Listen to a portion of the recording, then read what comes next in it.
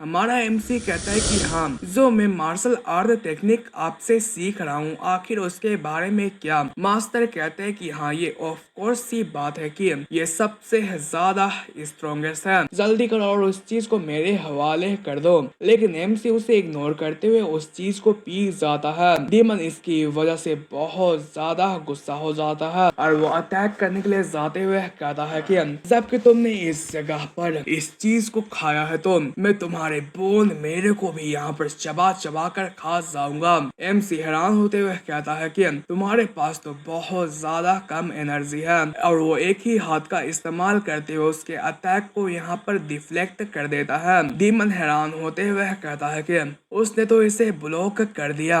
हमारा एमसी उसके पास आ चुका होता है और वो उससे कहता है, मैं इंतजार करते करते थक गया था, इसलिए मैं तुम्हारा कबाड़ी बनाने के लिए तुम्हारे पास आ चुका हूँ। ये सुनते के साथ ही डीमन बहुत ज्यादा हैरान हो जाता है और वो कहता है कि क्या क्या मैं इस तरीके से मरने वाला हूँ कि अब तुम मेरे हो चुके हो। हाँ, सो स्टोरी की स्टार्टिंग होती है और हमें दो मास्टर और स्टूडेंट्स की बातों को सुनाया जाता है। जो स्टूडेंट होता है वो अपने मास्टर से पूछ रहा होता है कि मास्टर, क्या इस दुनिया के अंदर कोई भी स्ट्रॉन्ग मार्शल आर्ट टेक्निक मौजूद है क्या। मास्टर जवाब में कहते हैं कि नहीं, ऐसी कोई चीज नहीं है।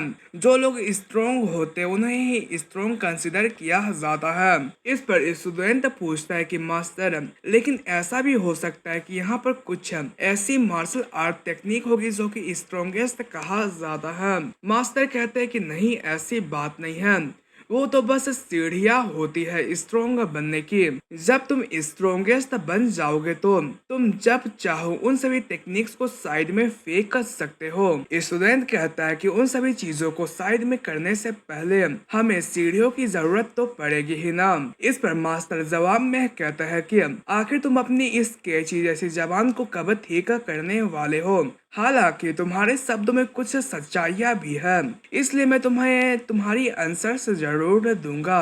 अगर मैं पास्ट के बारे में बात करूँ तो यहाँ पर सिर्फ तीन ही सीढ़ी बहुत ज्यादा स्ट्रॉन्गेस्ट मानी जाती है। जो पहला है उसका नाम ये है। इसी के साथ ही सीन शिफ्ट होता है और हमें एक जंगल का सीन दिखाया जाता है जहाँ पर जो एक पर्सन होता है वो इस जगह पर किसी सामान को लेकर सामने की तरफ भाग रहा होता है और वो बहुत ज्यादा परेशान लग रहा होता है क्योंकि उसके पीछे बहुत सारे लोग पड़े हुए होते हैं और इसके पीछे जितने भी पर्सन्स पड़े हुए होते हैं वो बहुत ज्यादा स्ट्रॉन्गेस्ट मार्शल आर्टिस्ट होते हैं। और जो ये पर्सन होता है वो एक चोर होता है, साथ से इसने किसी कीमती चीज की चोरी करी होगी, इसलिए वो सारे के सारे लोग इसके पीछे पड़े हुए हैं। वहीं पर जो ये पर्सन होता है वो एक मैंग रेयोंग सेक्ट के बारे में बताता है जो कि बहुत ही ज्यादा घटिया सेक्ट मानी जाती है क्योंकि वो मर्चेंट से प्रोटेक्शन फीस के नाम पर कुछ ज्यादा ही पैसे वसूल किया करते हैं। लेकिन एक वक्त पर वेस्टर्न से एक बंदा हमारे इलाके के ब्रोथल में मजे करने के लिए आया जहाँ पर उसने एक लेडी को ये बताया कि उसके पास एक ऐसी चीज है जो कि पूरी दुनिया को ऊपर से नीचे कर सकती है। और जो ये लेडी थी वो मेरी साथी थे जिसने इस बात के बारे में मुझे बताया। जैसे ही मैंने ये सुना तो मैंने बहुत ज्यादा हैरान हो गया और जब वो पूरे तरीके से नशे में बेहोश होकर लुट था तो मैंने उसे मार डाला। और जैसे ही मैंने उस सामान को देखा तो जो मेरी आंखें थी वो पूरे तरीके से खुशी से भर गई और अभी के वक्त पर मैं उसी चीज को लेकर भाग रहा हूँ। और ये एक ऐसी चीज है जिसे हासिल करने के बाद कोई भी पर्सन इस म्यूरियम वर्ल्ड के अंदर बहुत ज्यादा स्ट्रॉन्गेस्ट बन सकता है। तभी इस पर्सन की नजर सामने किसी पर्सन के ऊपर पड़ती है और स्पॉइलर स्पॉइलर स्पॉइलर, सामने जो ब्लू कपड़े वाले पर्सन है वो है हमारा एमसी। हमारे एमसी को देखते के साथ ही इस पर्सन के अंदर खुरापाती आइडिया आता है और जो ये सामान रहता है वो इसको हमारे एमसी के हवाले करने के बारे में सोचता है। कि वो इस सामान को उसके हवाले करके उसे फंसाने के बारे में सोचता है। जो हमारा एमसी होता है वो इस जगह पर ये बताता है कि अगर तुम्हें बुद्धा के रास्ते पर चलना है तो तुम्हें इसके लिए बहुत ज्यादा एक्सटर्नल मार्शल आर्ट्स की प्रैक्टिस करनी पड़ती है। यहाँ पर एक्सटर्नल मार्शल आर्ट्स का इस्तेमाल करते हुए कोई भी इंटरनल पावर के पिनेकल पर पहुंच सकता है। यहाँ पर 3 टेक्निक्स को बहुत ज्यादा स्ट्रॉन्गेस्ट माना जाता है। सबसे पहला द एक्सटर्नल मार्शल आर्ट, दूसरा है the supreme ultimate skill of Wudang और lastly the heavenly demon divine art, जो कि डिमोनिक कल्ट का सबसे स्ट्रॉन्गेस्ट टेक्निक माना जाता है। अगर मैं इनकी समरी में बात करूं तो ये टॉप 3 स्ट्रॉन्गेस्ट मार्शल आर्ट्स हैं। तो मास्टर, आपके कहने का ये मतलब है कि ये तीनों बेस्ट सीढ़ियां हैं। मास्टर कहते हैं कि हाँ, याद रखना ये सब सिर्फ एक सीढ़ी है। क्या तुम्हें ये पता है जो हेवनली डीमन डिवाइन आर्ट था उसने 7 सालों पहले इस पूरी की पूरी दुनिया को पूरे तरीके से तबाह बर्बाद कर दिया था। लेकिन ये सिर्फ एक छोटी सी सीढ़ी है। इस पर हमारा एमसी पूछता है कि तो हमारे बारे में क्या? मास्टर कहते कि क्या हमारे बारे में? हमारा एमसी कहता है कि हाँ, जो मैं मार्शल आर्ट टेक्निक आपसे सीख रहा हूँ आखिर उसके बारे में क्या? मास्टर कहते हैं कि हाँ, ये ऑफ कोर्स सी बात है कि ये सबसे ज्यादा स्ट्रॉन्गेस्ट है। इस पर एमसी कहता है कि पर आपने कुछ समय पहले तो ये कहा था, तो आखिर इसका क्या मतलब है? हमारे मास्टर कहता है कि ऐसा इसलिए है क्योंकि मैंने इन सभी को ट्राई किया था। एमसी इसकी वजह से बहुत ज्यादा हैरान हो जाता है और कहता है कि आखिर आपके कहने का क्या मतलब है? मास्टर कहता है कि मैंने अपने हाथों से उन सभी टेक्निक्स को ट्राई किया था। इसी के साथ ही हमें प्रेजेंट का सीन दिखाया जाता है। हमारा एमसी एक पत्थर के नीचे बैठा हुआ होता है और वो कह रहा होता है कि मुझे मास्टर की बात बिल्कुल भी पल्ले नहीं पड़ती है। उन्होंने कुछ समय पहले इन सभी चीजों के बारे में बताया, लेकिन उनके साथ ट्रेनिंग करने के बाद मुझे सच में बहुत ज्यादा रिग्रेट महसूस होता है। इसलिए मुझे यहाँ पर आंसर को खोजने के लिए माउंटेन से बाहर की तरफ निकलना पड़ा। वो ये सब कह ही रहा होता है कि तभी उसके पास आ जाता है द 3rd क्लास का चोर और वो इस बैग को हमारे एमसी की तरफ फेंक देता है। इस पर एमसी कहता है कि आखिर ये क्या है? ये पर्सन जाते हुए कहता है कि ये इम्पोर्टेंट है इसलिए इसे सेफ रखना। वहीं पर वो जाते हुए सोच रहा होता है कि चलो उन्हें थोड़ा मोड़ा सफर किया जाए। वहीं पर ये जितने भी उसके पीछे पड़े हुए मार्शल आर्टिस्ट होते हैं वो हमारे एमसी के हाथों में ये सामान को देखकर ये प्लान बनाते कि जो कुछ लोग हैं वो हमारे एमसी से इंटरोगेट करेंगे और जो कुछ लोग हैं वो उस चोर के पीछे जाएंगे और इसी के मुताबिक ये लोग हमारे एमसी को चारों तरफ से घेर लेते हैं। इस पर एमसी सोच रहा होता है कि आखिर ये क्या है बे, और वो जैसे इससे कपड़े हटाता है तो इसके अंदर होता है एक बॉक्स।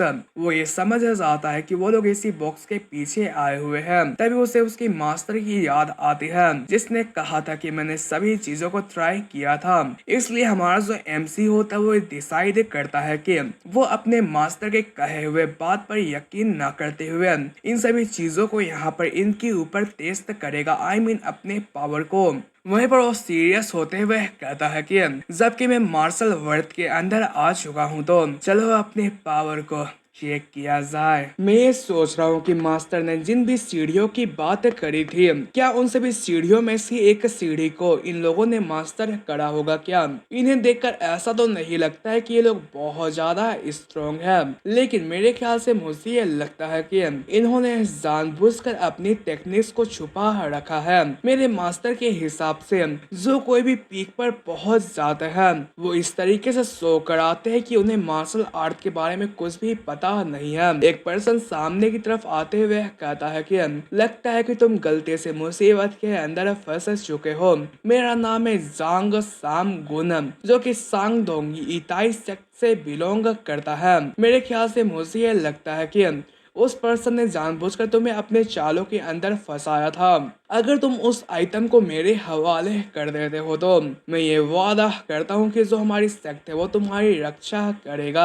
लेकिन इताई सेक्ट के बारे में हमारे एमसी ने कुछ भी नहीं सुन रखा था, इसलिए वो यहाँ पर सर खुजाने लगा होता है। वो लोग ऐसा कह ही रहे होते कि तभी इस जगह पर एंट्री होती है ब्लैक इंटेंशन सेक्ट के वांग ताई की। वो यहाँ पर आते हुए कहता है कि यहाँ पर तुम लोग मजे मत लो और यहाँ पर से जल्दी करो और दफा हो जाओ। उसे देखते के साथ सभी लोग बहुत ज्यादा हैरान हो जाते हैं और वो कहते हैं कि आखिर तुम यहाँ पर क्या कर रहे हो, और वो गुस्सा भी हो जाते क्योंकि ये लोग बारबेरिक लोग होते हैं और इन्हें ये पसंद नहीं है कि कोई बारबेरिक इनके कामों में टांग अड़ाए। इनके बारे में भी सुनकर जो हमारा एमसी होता है वो बहुत ज्यादा हैरान हो जाता है और वो कहता है कि आखिर ये लोग क्या बातें कर रहे हैं। वहीं पर इन सभी चीजों की वजह से जांग सामगुन बहुत ज्यादा गुस्सा हो जाता है और वो कहता है कि ये नोबल फैमिलीज के बीच का मामला है, इसलिए तुम जैसे एक चोर लुटेरे यहाँ पर औकात दिखाने के लिए मत आया करो।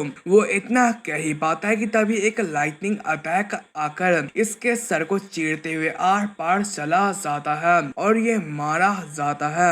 ये देखकर जितने भी ये लोग होते हो बहुत ज्यादा गुस्सा हो जाते हैं और वो कहता है कि तुम लोग तो सच में बहुत ज्यादा कावर्ड हो। इस पर वांगदाई कहता है कि मैंने ये नहीं करा है। ये पर्सन कहता है कि तुम झूठ मत कहना, तुम्हारी जो सेक्ट है वो बहुत ज्यादा बुरी सेक्ट है।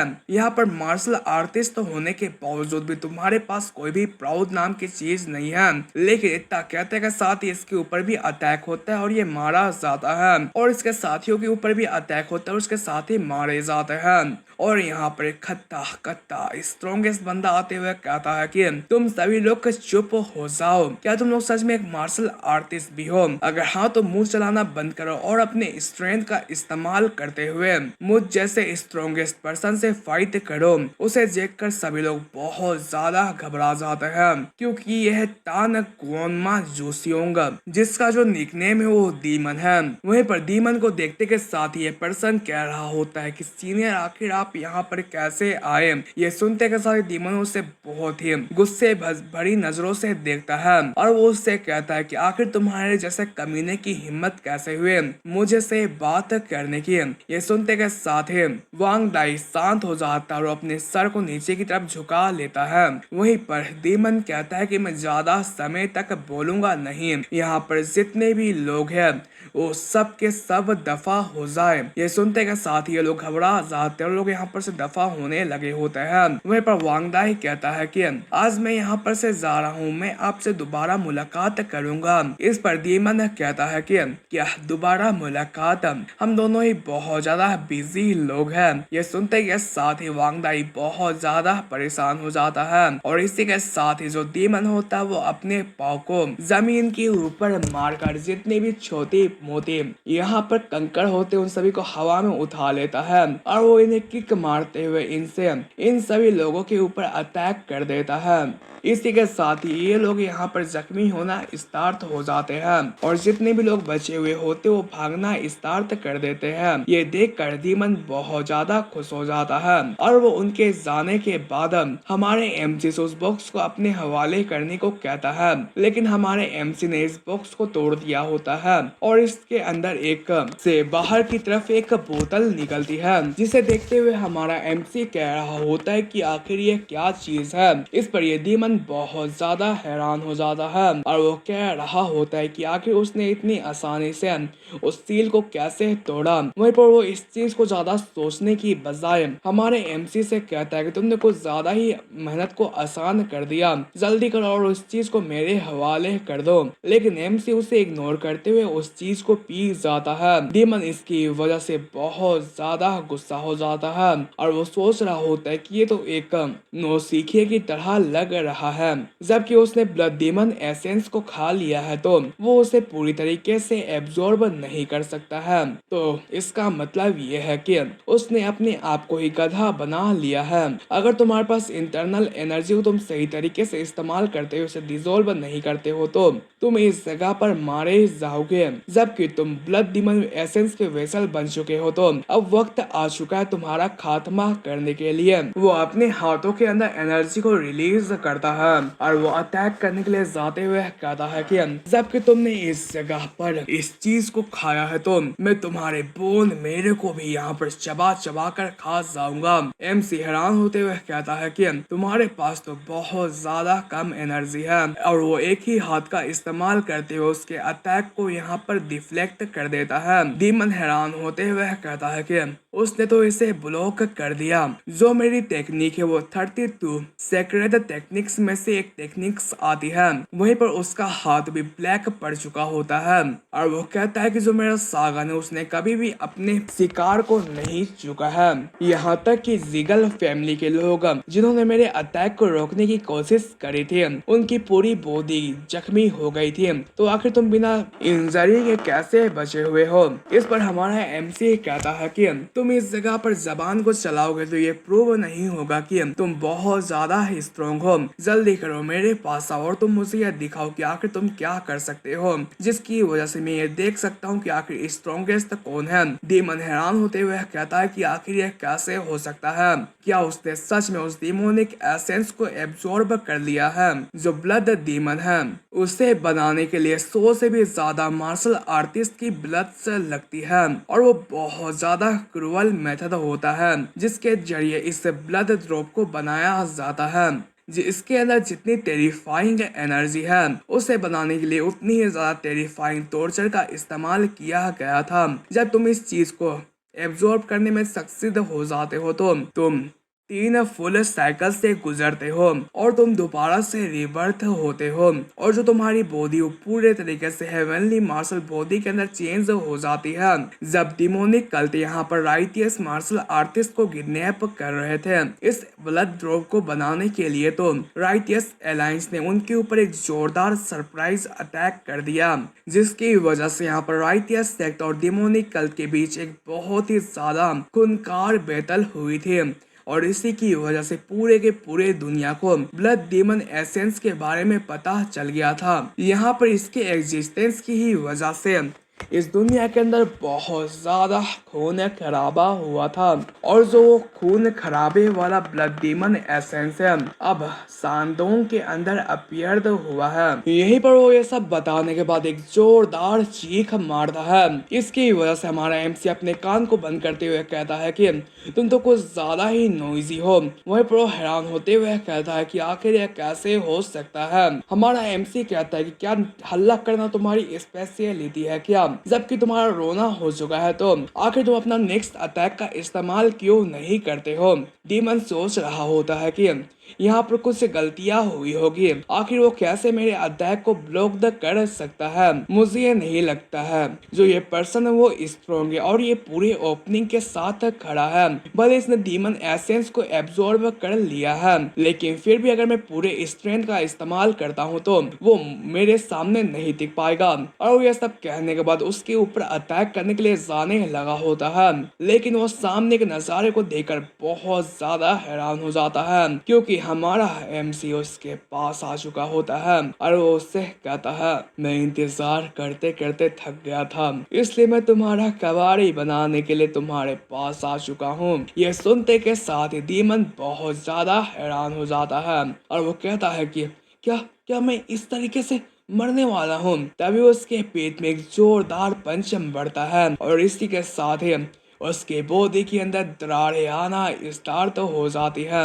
इसी के साथ ही हमें उस थर्ड रेड के चोर को दिखाया जाता है जिसके हाथों में सेम बॉक्स होता है जो कि हमारे एमसी के हाथों से टूट गया होता है और इस चोर को मार्शल आर्टिस्ट ने मार दिया होता है। वहीं पर एक मार्शल आर्टिस्ट कह रहा होता है कि तुम्हारे लालच ने तुम्हारा खात्मा कर दिया है। दूसरा पर्सन कहता है कि तुम्हें ये पहले से ही ये सोचना चाहिए कि तुम जैसा एक कमजोर इंसान इतने वैल्यूएबल आइटम का क्या ही करेगा। तभी उन्हें किसी की आवाज आती है और वो कहते हैं कि ये तो डीमन की आवाज है ना। मुझे ये नहीं लगा था कि उस जैसे डीमन को भी इस जगह पर इस चीज के बारे में पता चल जाएगा। येलो कपड़े वाला बंदा कहता है कि भले वो बहुत ज्यादा वाइल्ड है लेकिन फिर भी वो बहुत ज्यादा स्ट्रॉन्गेस्ट है।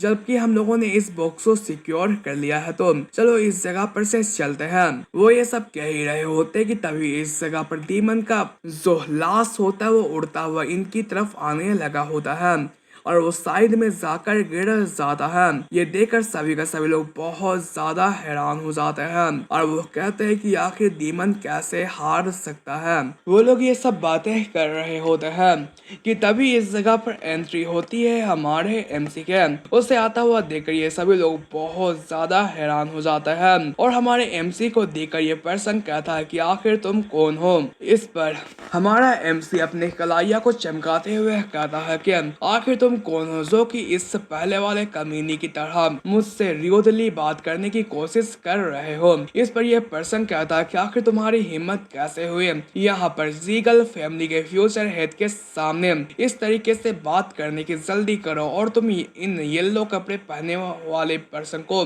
यहाँ पर जल्दी से रिस्पेक्ट करो।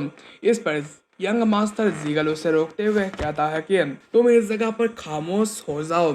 और वो हमारे एमसी से पूछता है कि क्या तुमने ही डीमन का इस तरीके का हाल किया है। डीमन के बारे में सुनकर हमारा एमसी बहुत ज्यादा हैरान हो जाता है क्योंकि उसे डीमन के बारे में कुछ भी पता नहीं होता है। इस पर यंग मास्टर जीगल उस डीमन की तरफ इशारा करते हुए उसके बारे में पूछता है। इस पर हमारा एमसी कहता है कि हाँ मैंने ही उसका ये हाल करा है, लेकिन मुझे यह नहीं लगा था कि जो ये पर्सन है वो इतनी इजीली मारा जाएगा।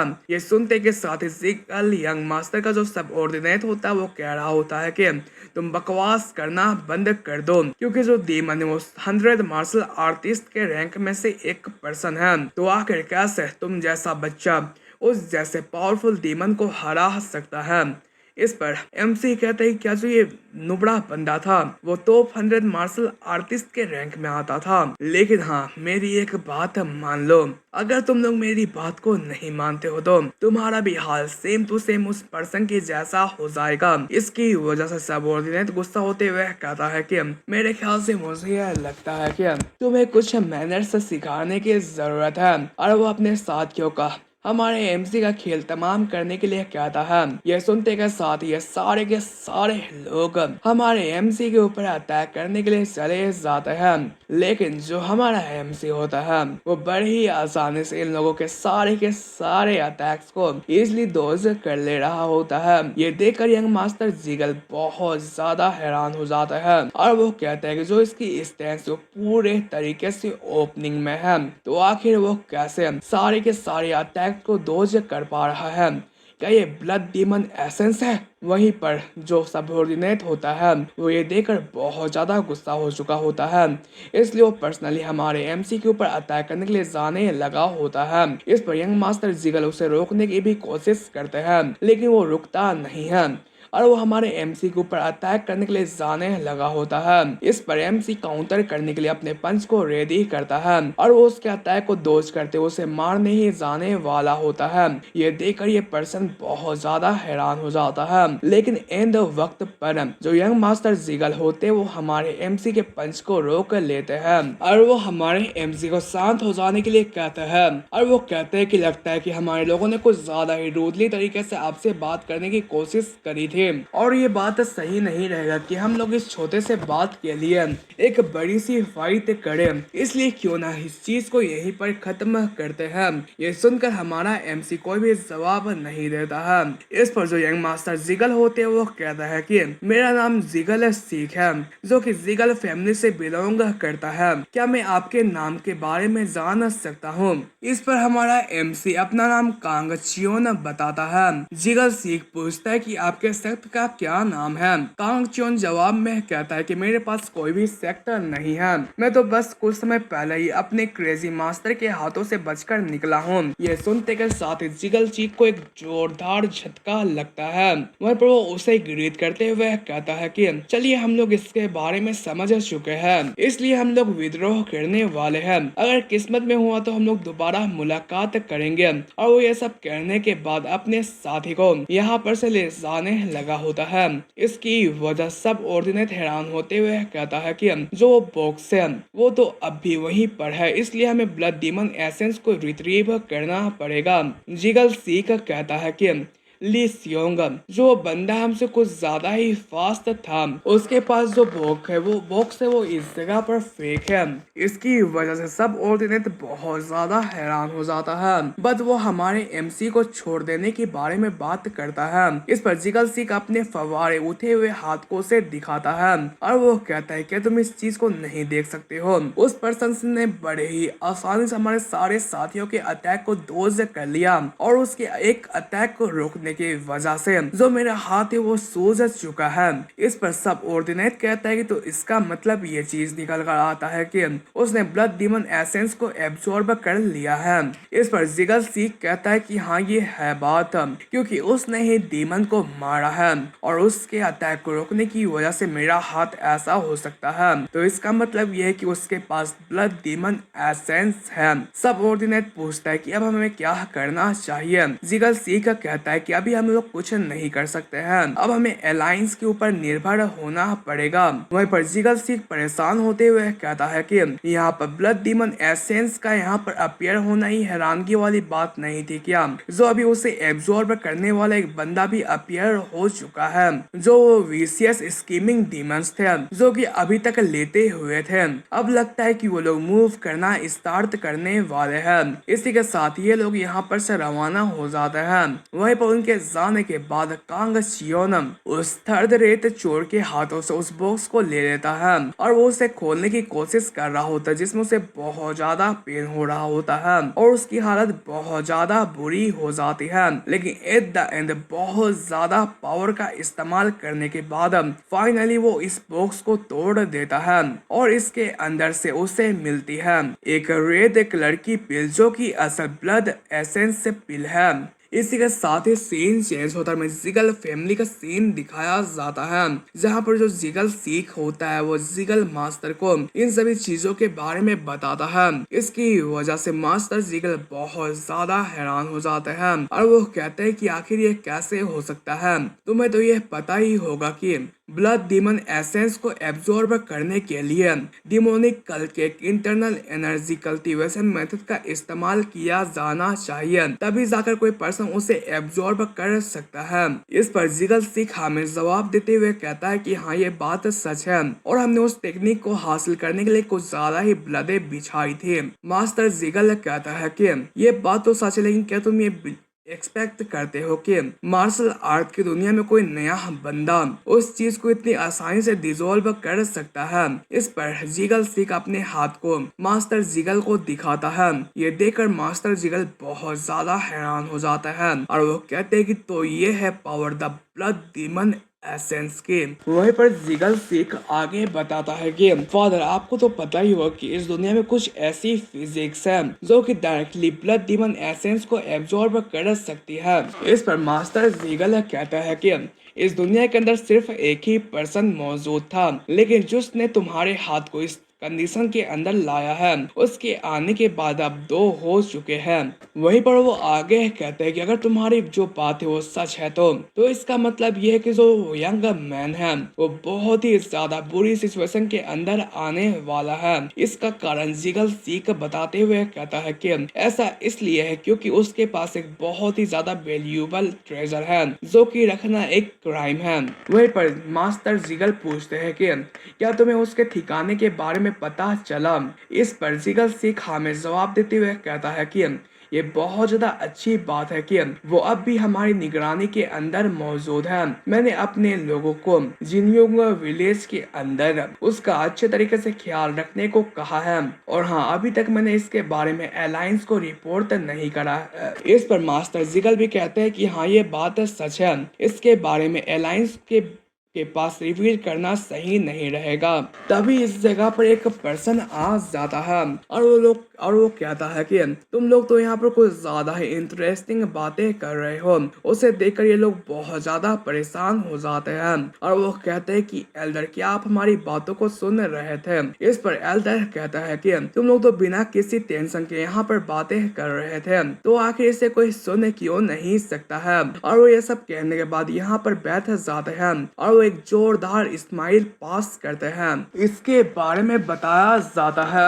ये है शांगवांग फिस्ट तायुंग, जो कि सांडोंग का एक टाइनेंट है और वो जीगल फैमिली का एक सुप्रीम मास्टर है। यहाँ तक कि जीगल फैमिली भी इन्हें इजिली हैंडल नहीं कर सकती है। जब जो डिमोनिक कल्ट की पावर थी वो बहुत ज्यादा हो गई थी, तो उस समय मार्शल वर्ल्ड ने एक अलायंस बनाया था उन्हें ओपोज करने के लिए। उनके अंदर 9 ग्रेट स्कूल्स मौजूद है। जो तायुंग है वो उन 9 ग्रेट स्कूल से एफिलेटेड तो नहीं है, लेकिन फिर भी वो टॉप 10 मार्शल आर्टिस्ट से जस्ट नीचे की तरफ आता है। लेकिन इसके बावजूद भी ये बहुत ज्यादा स्ट्रॉन्गेस्ट माने जाते हैं। वहीं पर जो तायुंग होता है वो कह रहा होता है कि लेकिन चाहे कुछ भी हो हमें अपना मुंह शांत रखना चाहिए। इस पर जिगल सीख कहता है कि आखिर आपका इससे मतलब क्या है। जिगल सीख की बात को सुनकर तायुंग कहता है कि मेरे कहने का ये मतलब है कि मैंने जो कुछ भी सुना है अगर वो नेसेसरी हुआ तो मैं उसे भूल भी सकता हूँ।